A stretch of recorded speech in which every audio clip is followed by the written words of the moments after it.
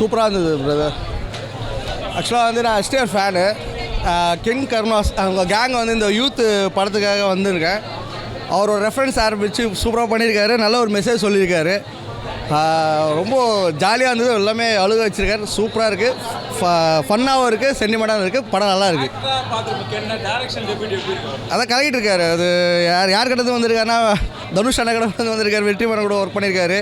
மேலும் என் தலைவனை வந்து ரெஃபரன்ஸாக வச்சுருக்காரு. என் தலைவனை ரெஃபரன்ஸாக வச்சு யாரும் வந்து போனதா இதுவே இல்லை. கலக்கிட்டார். ரொம்ப சந்தோஷமாக இருக்குது. அதனால தான் நானும் அந்த முட்டை கலக்கி சாங்கு செம்மையாக இருக்குது. தேட்டரில் ரொம்ப பயங்கரமாக எல்லாமே கொடுத்துருக்காங்க. சூப்பராக வந்துருக்கு. எல்லாமே வந்து படத்தை பாருங்கள். இது வந்து எக்ஸ்ட்ரா படம். இது வந்து எப்படின்னா ஒரு ஸ்கூல் லைஃப் சம்மந்தப்பட்டதுனால இது ரொம்ப நாள் கழிச்சு காலங்கள் அப்புறம் பார்த்த மாதிரி ஒரு ஃபீல் இருக்குது. நல்லா இருக்குது. நல்ல ஒரு ஸ்டோரி சொல்லியிருக்காரு. ரொம்ப கண் கலங்க வச்சிட்டார். சூப்பராக இருக்குது. தேவதர்ஷி மேம் நல்லா பண்ணியிருக்காங்க. அந்த ஹீரோயின் அவங்களும் நல்லா பண்ணியிருக்காங்க. அனிஷ் அவங்களும் நல்லா பண்ணியிருக்காங்க. ஸோ அவங்க கேங் வந்து ஃபுல்லாக கலக்கியிருக்காங்க. வாழ்த்துக்கள். அந்த டைம் இது எல்லாமே வருங்கால ஜென்ரேஷனுக்காக உண்டான படம் தான். நம்ம +1 +2 பசங்களுக்காக படம். நெக்ஸ்ட் என்ன ஜென்ரேஷன் அடுத்தது என்ன பண்ண போகிறாங்க லைஃப்பில் அவங்களுக்கு ஒரு இந்த +1 +2 பசங்களுக்காக தான் லைஃபு. ஜாலியாக இருக்குது. இது வந்து நம்மளோட ஸ்கூலோட லைஃப்பை வந்து ரீகலெக்ட் பண்ண மாதிரி இருக்குது.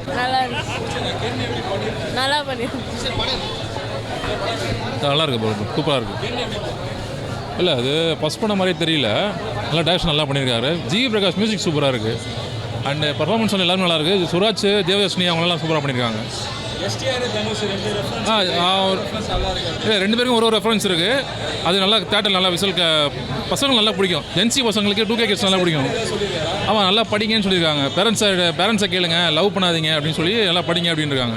ஃபேமிலியோடு பார்க்கலாம். சூப்பராக பண்ணியிருந்தேன். இல்லை, இது ஃபஸ்ட் படமாக தான் நல்லா இருக்கு. அவருக்கு ஹீரோவாக நல்லா பண்ணியிருக்கிறேன். அப்பாம்மா நல்லா பண்ணியிருக்கிறாங்க. அவங்க எப்பவுமே சூப்பராக பண்ணுவாங்க. இந்த படத்தில் இன்னும் நல்லா பண்ணியிருக்கிறாங்க. புரியல. பேரண்ட்டுக்கும் டெடிகேட் பண்ணியிருக்கிறாங்க. ரொம்ப நன்றி. படம் பக்கா சூப்பராக இருக்குது. அல்டிமேட்டு. அவ்வளோதான். செம்மையாக என்ஜாய் பண்ணோம். பக்காவாக இருந்தது படம். நான் 2 பேர் ஃபேனும் கிடையாது. ஆனால் படம் பக்காவாக இருந்தது. சூப்பர். யாரோட ரெஃபரன்ஸ் தான் நல்லா இருந்துச்சு ப்ரோ. Super bro. அவ்வளோதான், வேறு எதுவும் சொல்லலை. சூப்பராக இருந்தது. நல்லா நடிச்சிருந்தார் ப்ரோ. அவர் ஃபஸ்ட்டு படம் சூப்பராக பண்ணியிருந்தார். நல்லா இருக்குது. தேங்க்யூ. தனுஷ் ரெஃபரன்ஸ் நல்லா இருந்துச்சு ப்ரோ. நல்லா இருந்தார். நல்லா பண்ணியிருந்தார். எல்லாம் நல்லா பண்ணியிருந்தாங்க. சூப்பராக இருந்தது. ஃபஸ்ட்டு படம் அதான் ஃபேமிலிக்கோசம் படம். ஃபேமிலி முக்கியம்.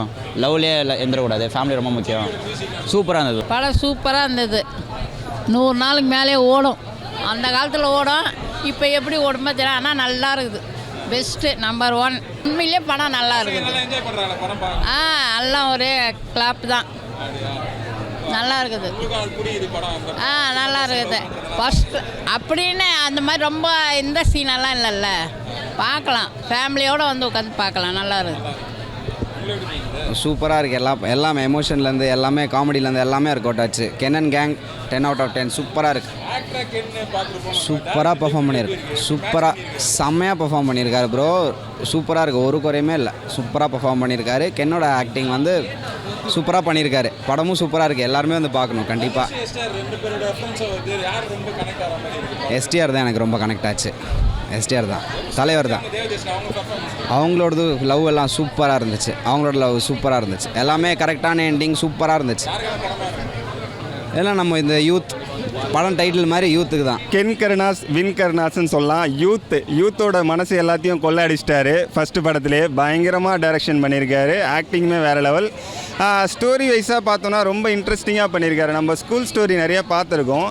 இருந்தாலும் இவ்வளோ என்ஜாய் பண்ணி பார்க்குற படம்னா இந்த படம் ரொம்ப என்ஜாய்மெண்ட்டாக இருந்துச்சு. தேட்டர் ஃபுல்லாக பயங்கர வைபாக இருந்தாங்க. ரொம்ப நாள் பொறுத்து ஒரு ஃபுல் படமுமே ஸ்டார்டிங்லேருந்து எண்டு வரைக்கும் பயங்கரமாக என்ஜாய் பண்ண படம்னா யூத்து. கண்டிப்பாக யூத்துக்கு பிடிக்குதோ இல்லை எல்லாருக்குமே பிடிக்கும். 2K கிட்ஸு 90 கிட்ஸ் எல்லாருக்குமே பிடிக்கும். அதில் ஒரு நல்ல மெசேஜும் சொல்லியிருக்காரு. ஒரு பர்ஃபார்மன்ஸ் வைஸாக வேறு லெவலில் பண்ணியிருக்காரு. அவர் ஆக்டிங்லாம் வேறு லெவலில் இருந்துச்சு. அவரோட ஃப்ரெண்டு கேரக்டர்ஸ் எல்லாமே அவுட்ஸ்டாண்டிங். லவ்வர் கேரக்டர், அம்மா அப்பா, அதுமாதிரி எல்லாமே அம்மா அப்பா பாண்டிங்கும் சூப்பராக காட்டியிருந்தார். இவர் வந்து கண்டிப்பாக இந்த படம் ஒரு பெரிய பிளாக் பஸ்டர் ஹிட் ஆகும். கண்டிப்பாக ஒரு டைரக்டராகவும் சரி, ஒரு ஆக்டராகவும் சரி, ஒரு இப்போ நிறைய ஆக்டர்ஸ் பெரிய ஆக்டர் லிஸ்ட்லேயும் பெரிய டேரக்டர் லிஸ்ட்லேயும் இவர் கண்டிப்பாக வருவார். ஃப்யூச்சரில் எப்படி சொல்கிறது, நம்ம தமிழ் சினிமாவுக்கு ஒரு பொக்கிஷமாக இருப்பார்னு நினைக்கிறேன். நிறைய அவார்ட்ஸும் வாங்குவார்னு நினைக்கிறேன். ஆமாம், நல்லா பண்ணியிருக்காங்க. நளினி மேடம் வந்து ஹெட் மாஸ்டர் மாதிரி வந்திருக்காங்க. அவங்களுமே அவுட்ஸ்டாண்டிங்காக ஆமாம். தேவதர்ஷினி மேடம் வந்து அம்மாவாக பண்ணியிருக்காங்க. அம்மா அப்பா ஆமாம், எல்லாருமே அவரை விட பெரியவங்க. எல்லாரையுமே நல்லா வேலை வாங்கியிருக்காரு. சூப்பராக பண்ணியிருக்காரு. இப்போ புதுசாக டைரக்ஷன் பண்ண மாதிரியே தெரியல. ரொம்ப எக்ஸ்பீரியன்ஸ்டாக ஆனவங்களே இவ்வளோ இந்த மாதிரி தேட்டரில் வந்து ஸ்க்ரீனில் கட்டி போட்ட மாதிரி உட்கார வைக்க முடியல. இவர் ஆனால் அவுட்ஸ்டாண்டிங்காக பண்ணிட்டாரு. செம்ம அவரோட மியூசிக் நான் மஞ்ச பலூனு பாட்டு செம்மையாக இருந்துச்சு. அதுதான் எனக்கு ரொம்ப ஃபேவரெட்டு. மற்றபடி எல்லாமே நல்லா இருந்துச்சு. ஒரு ஸ்கூல் லைஃப் ஃபுல்லாக மறுபடியும் போயிட்டு வந்த மாதிரி இருந்துச்சு. ரொம்ப ஹாப்பி. Super, thank you.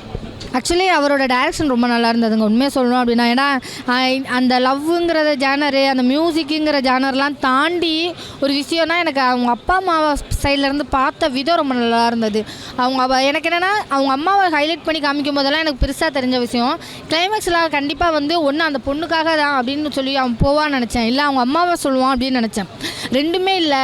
கடைசி வரைக்கும் டம்மியாக வச்சுருந்தது அவங்க அப்பாவை மட்டும்தான். ஆனால் எங்கள் அப்பாக்காக தான் நான் இதை பண்ணேன் அப்படின்னு சொல்லி ஒரு விஷயம் சொல்லுவான்ல, அது ரொம்ப டிஃப்ரெண்ட்டாக இருந்தது. ரொம்ப நல்லா இருந்தது உண்மையிலே.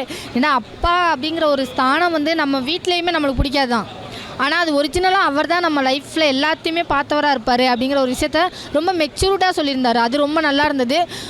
உண்மையிலே கருணாஸ் அவரை நினச்சி எழுதுனாங்களான்னு கூட நான் ஒரு இடத்துல கேட்டேன். ஏன்னா அந்த டைலாக் அந்தளவுக்கு இருந்தது. எல்லாருக்கிட்டேயும் நான் தோற்றுருக்கேன், எல்லா இடத்துலையும் நான் அசிங்கப்பட்டிருக்கேன், எல்லா இடத்துலையும் அவமானப்பட்டிருக்கேன். ஆனால் நீ அவமானப்படுறதையும் நீ அசிங்கப்படுறதையும் என்னால் பார்க்க முடியாதா இருக்கட்டும், அப்படியே பட்டாலும் பரவாயில்ல, நீ ஏன் புள்ளடா அப்படின்னு சொல்லுவார்ல. அந்த டைலாக் கேட்கும்போதெல்லாம் எனக்கு கருணாஸ் அண்ணாவை தான் ஞாபகம் வந்துச்சு. ஒருவேளை அவர் இந்த மாதிரி டைலாக் பேசியிருப்பார் போல், அதனால தான் வச்சுருக்காங்களோ அப்படிங்கிற மாதிரி. ஏன்னா அந்தளவுக்கு மெச்சூர்டாக இருந்தது. அவங்க அம்மா கேட்பாங்க, உனக்கு என்ன பிடிக்குமா அந்த பொண்ணை பிடிக்குமா அப்படின்னு சொல்லிட்டு.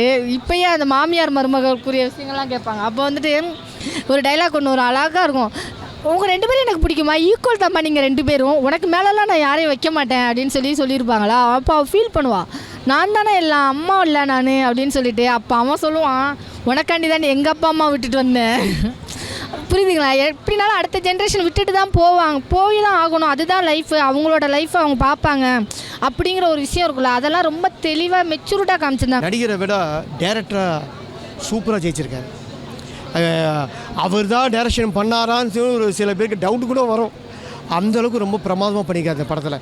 மெயின் நல்லாவும் நடிச்சிருக்காரு, அவரும் நல்லா நடிச்சிருக்காரு. எல்லாரோட ஆக்டிங் பர்ஃபார்மன்ஸையும் ரொம்ப அழகாக ரசிக்கிற மாதிரி நடிக்க வச்சுருக்காரு. உள்ளே போனவுடனே நமக்கு எந்த விதமான கவலைகள் மறந்து கவலைகள் வச்சுன்னு உள்ளே போகிறோம் வச்சிங்களேன், அந்தளவுக்கு கவலையை மறந்துட்டு சிரிச்சிட்டு வருவாங்க. ஜிவி பிரகாஷ் தான் இந்த படத்தோட முதல் கதாநாயகன். ஜிவி பிரகாஷ் இல்லைன்னா படமே இல்லை.